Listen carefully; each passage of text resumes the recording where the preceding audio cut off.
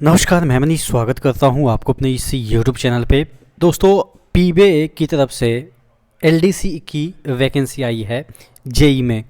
यानी कि डिपार्टमेंटल ये वैकेंसी है। 20% यहाँ पे कोटा के तहत जो है वो टोटल वैकेंसी जो है वो हालांकि कम है, लेकिन इसमें क्या होता है, जो भी ट्रैक मेंटेनर ज्वाइन किए हैं उनके लिए बेटर अवसर है कि अगर आपको लगता है कि ट्रैक मेंटेनर से हम अच्छे पोस्ट पे जा सकते हैं तो यही एक पोस्ट है जो कि जेई का पोस्ट, जो कि आपके लिए अच्छा हो सकता है। तो जो बच्चे ट्रैक मेंटेनर ज्वाइन करते हैं उनके लिए मतलब कि एक प्रकार से अच्छी खबर है कि आप अपनी ज़िंदगी सुधार सकते हैं। हालांकि ये मैं अभी बीकानेर के जो डिवीज़न है उसकी मैं बात कर रहा हूँ। देखिएगा, बीकेएन डिवीज़न, लेकिन इसी तरीके से आपके डिवीज़न में भी जो है वो जेई के पोस्ट निकलते हैं। जेई पीबे के जो है वो आपके ट्रैक मेंटेनर से ही बनते हैं या डायरेक्ट भी बनते हैं, जो जेई की वैकेंसी आती है उसमें भी बनते हैं।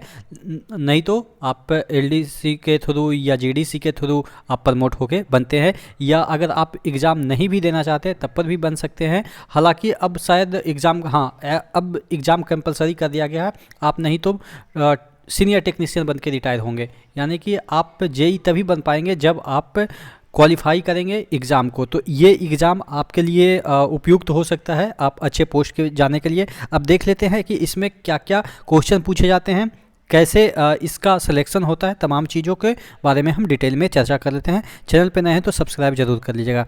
देखिए, यहाँ पे ये सब आरबीई की संख्या दे रखा है कि जो संदर्भ है कि ये जो वैकेंसी निकली है कौन कौन सी प्रीवियस 2006 में वैकेंसी निकली थी, उसका फिर 2006 के में ही, फिर 14 में, फिर 18 में, 19 में, 21 में। तो ये सब को रिफरेंस देते हुए ये वैकेंसी निकाली गई है। टोटल जो वैकेंसी है वो इस डिवीज़न में 3 ही वैकेंसी हैं जो कि आपके जेई के हैं 20% के तहत। देखिएगा, 20% एलडीसी के है, जीडीसी का नहीं, इसमें एलडीसी का। तो 3 ठीक ठाक है वैकेंसी। हालांकि आपको देखने में लग रहा होगा कि बहुत कम है, लेकिन एक डिवीज़न के अंदर एलडीसी की वैकेंसी 3 है, तो आप उसको सही मान सकते हैं।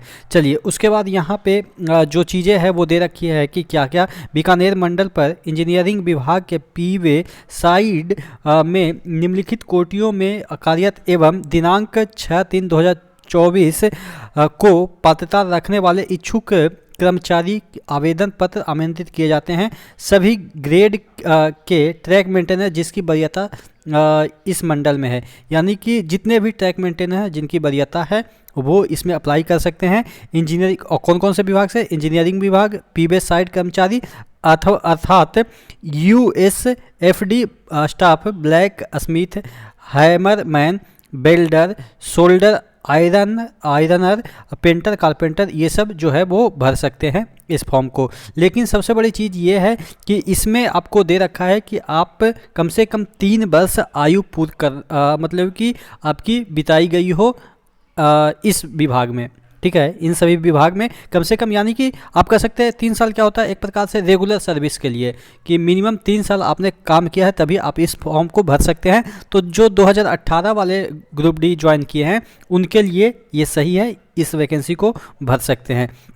यहाँ पे आपकी योग्य एलिजिबिलिटी की हम बात करें तो गणित, भौतिकी, रसायन, कंप्यूटर साइंस में कम से कम 3 विषय में आप जो 12th में पास कर रखे हों। कहने का मतलब ये है कि इसके लिए अगर आप इंजीनियरिंग से डिप्लोमा कर रखे हैं, सिविल इंजीनियरिंग ट्रांसपोर्टेशन में कर रखे हैं तो पर भी भर सकते हैं। हालांकि यहाँ पे आपके डिग्री वाले के लिए नहीं दे रखा है, लेकिन डिग्री वाले भी वैलिड होते हैं। इसमें थोड़ा सा चूक है, लेकिन डिग्री वाले यानी कि बीटेक कर रखे हैं वो भी एलिजिबल हैं सिविल से।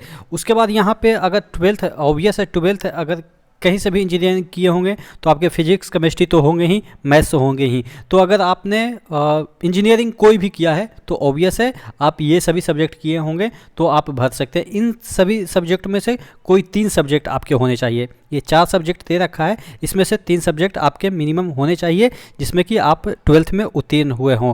और उसके बाद यहाँ पे जो एससी कर्मचारी है उनको आयु सीमा में भी छूट दी गई है। उसके बाद चिकित्सा श्रेणी जो खोजा गया है ये 3 यहाँ पे खोजा गया है। चयन की प्रक्रिया जो है वो आप देख सकते हैं कि 100 एक यहाँ पे देखिएगा 10 क्वेश्चन आपके राजभाषा के होंगे और 100 क्वेश्चन आपके इसके डिपार्टमेंटल जो क्वेश्चन होते हैं वो होंगे। तो यानी कि टोटल 110 क्वेश्चन होंगे जिसमें कि आपको 100 ही क्वेश्चन बनाना है। बहुत आप देखते होंगे पहले जब एग्ज़ाम देते होंगे बचपन में, तो इन्हीं में से 3 में से किन्हीं 2 का जवाब दीजिए, ऐसा लिखा होता है। तो इसी तरीके से यहाँ पे आपके 110 क्वेश्चन पूछे जाएंगे, तो उसमें से आपको 100 ही अटेम्प्ट करने हैं, यानी कि 10 आप छोड़ सकते हैं। ठीक है, तो इस तरीके से यहाँ पे दे रखा है।